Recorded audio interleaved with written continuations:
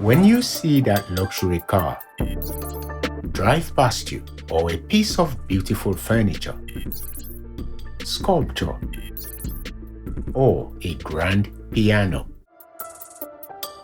you might think to yourself, expensive mahogany wood. But in this case, it's something different. What if I told you that Nigeria gave the world Sapele wood? In this video, I am going to break down in 4 chapters how Nigeria gave the world Sapele wood. The story begins in Delta State, Nigeria, along the banks of River Ethiopia, in a city called Sapele on the ancient land of Yoruba nation, the Okwe people, to be precise. Sapele is an Okwe town and it's one of the districts of the 13 districts that made up Okwe as a kingdom.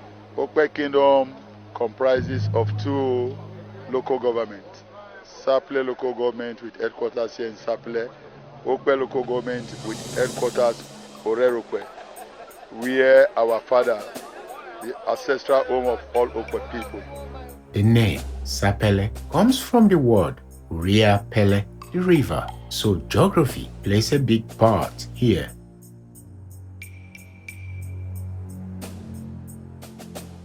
The British arrived in 1892. Sapele, 70 miles from the sea, the highest point upriver an ocean-going ship can reach. And they couldn't help noticing imposing, towering trees around the city. It was unique, beautiful, and strong, a rare hardwood. The colonizers gave it a name, and guess what? Yes, Sapele, it was named after the city.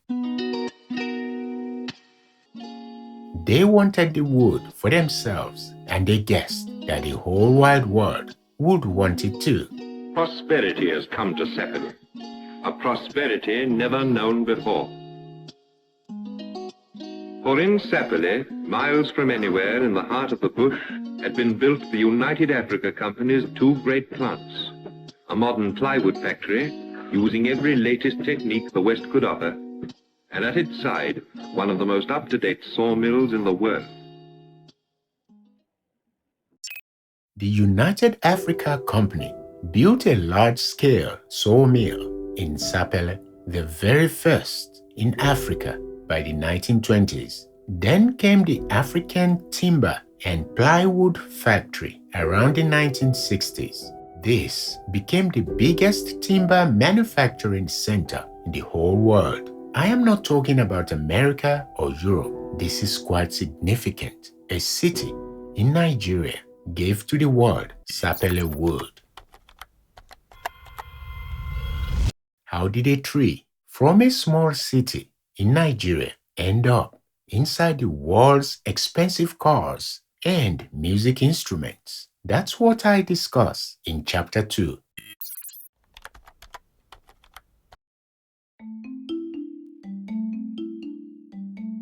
We look at a lot of furniture design for inspiration and trend relative to wood, especially relative to color and tone of wood. Are there things like a really high gloss finish versus a very natural finish? We have 3 different woods that we're using on this interior, and they are paired with the different interior colors so that we create a persona. We have a Sapele wood, which has a very rich grain structure to it, and it has a lot of movement. Just by looking at it, you know that it's genuine. Why does this one wood serve expensive car manufacturers, luxury furniture designers, and makers of the finest guitars so well? What makes this Sapele wood stand out, and what makes it special? Well, Sapele is used for a lot of different things, Paul. It is very diverse, and it's diverse mainly because of its grain and also because of its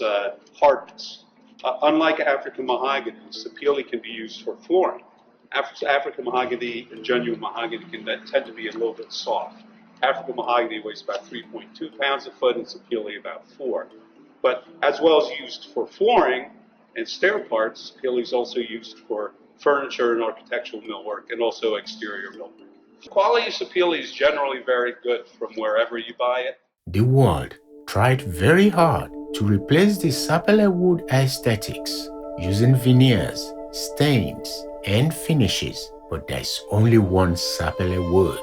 Steinway pianos, Rolls-Royce dashboards, and Gibson guitars, all utilizing the real deal, a tree that grows on Nigerian soil, the West and Central Africa. Nigeria gave the world Sapele wood, a beauty, a gem, more stable than teak wood and harder than mahogany wood. The people of Sapele have known this wood way before the rest of the world. This wood is irreplaceable and valuable. Why was it given away so cheaply? The story is darker than you might imagine, and that's what I discuss in chapter 3. Nigeria and Africa have had decades of painfully and mistakenly loading up its fine raw wood logs onto ships bound for Asia, China, and Europe.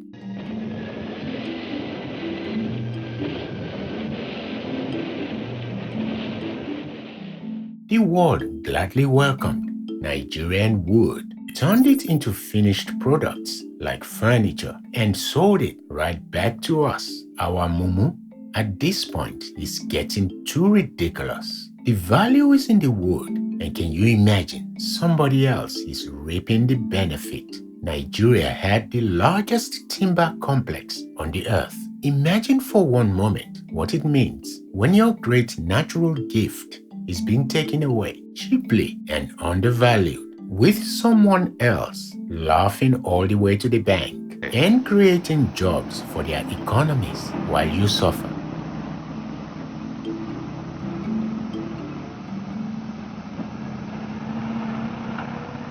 Nigeria woke up at the nick of time and said our mumu don't do a total ban on exporting raw wood and related products was signed off by the president. And away from security to other stories, the Nigerian Senate has passed a significant amendment to the Raw Materials Research and Development Council Act aimed at transforming the country's manufacturing landscape and boosting value addition to its exportable raw materials. The newly passed amendment mandates that all exportable raw materials must undergo a minimum of 30% processing before they can be exported. This move is aimed at ending the trend of shipping out raw, unrefined resources and instead building up local industries. Every log of wood must now be processed locally, 30% local value addition before export. Can Nigeria build factories and become a global wood influence for the development of its economy? This is what I explore in chapter 4. Wood processing zones are now being established in Cross River State, Ogun State, and Edo State.